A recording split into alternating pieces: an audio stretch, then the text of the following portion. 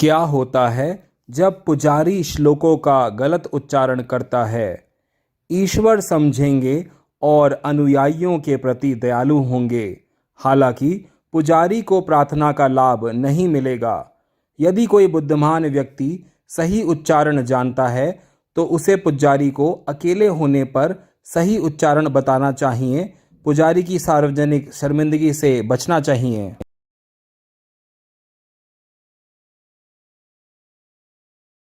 गीता सिखाती है कि श्रम का कोई पदानुक्रम नहीं है, कोई काम अपमानजनक नहीं है।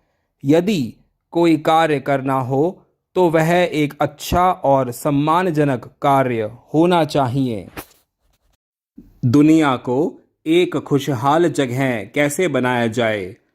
दुनिया बदलने की तो हर कोई सोचता है, लेकिन खुद को बदलने की सोच ईश्वर को ज़्यादा पसंद है।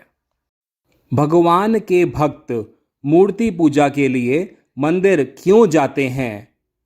मूर्ति पूजा के मंत्र देवता के योगदान की प्रशंसा और भक्ति भाव से भरे हुए हैं।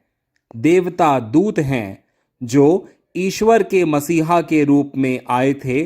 मूर्ति पूजा वीर उपासना का प्रदर्शन है। हालांकि ईश्वर के मंत्रों भजन के नियमित जाप से सर्वोत्तम लाभ प्राप्त होता है। क्या कोई देवता हिंदुओं का अंतिम अवतार होने का दावा कर सकता है? सभी अवतार इंसान थे। ईश्वर का अंतिम अधिकार है कि वह किसी अन्य अवतार को भेजेगा या नहीं।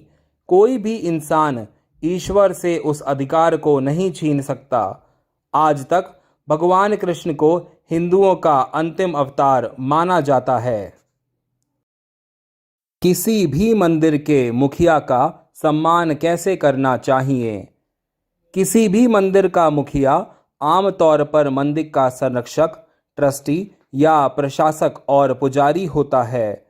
भक्तों को मंदिर के मुखिया के साथ सम्मानपूर्वक सहयोग करना चाहिए ताकि वह अपने आप को सभी भक्तों और बड़े पैमाने पर समाज के लिए लाभकारी तरीके से व्यवहार कर सके। हिंदुओं के लिए किस प्रकार की राजनीतिक स्थिति अनुकूल है?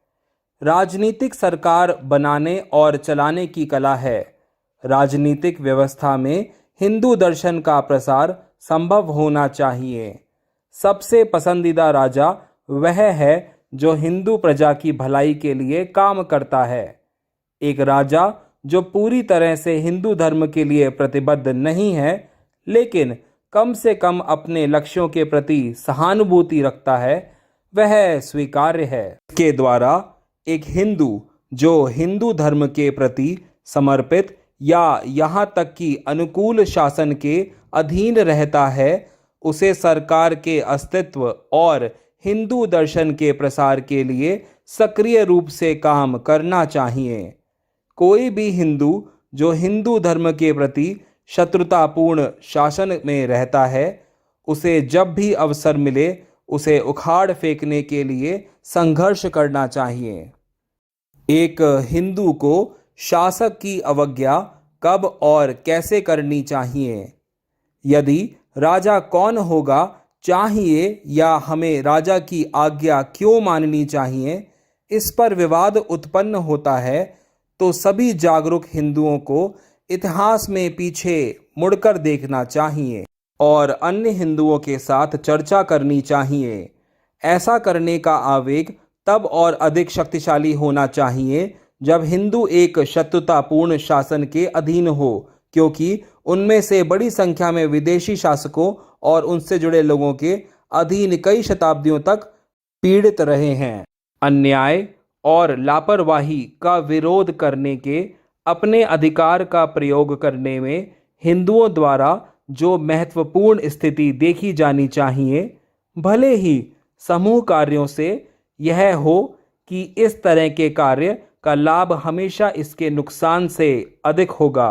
क्या कोई हिंदू नेता अपने राजनीतिक महत्व को आगे बढ़ाने के लिए पद, जाति या समूह का उपयोग कर सकता है? किस प्रकार का कार्य अपमानजनक है। जो कोई भी सिद्धांत के राजनीतिक तरीकों का उपयोग करता है, जो किसी भी रूप में हिंदुओं के बीच किसी भी विभाजन को प्रोत्साहित करता है, वह ईश्वर का दुश्मन है और विनाश के योग्य है। ईश्वर श्रम के पदानुक्रम के बारे में कुछ नहीं जानता। कोई काम अपमानजनक नहीं है। अगर करना ही है तो यह एक अच्छा काम है।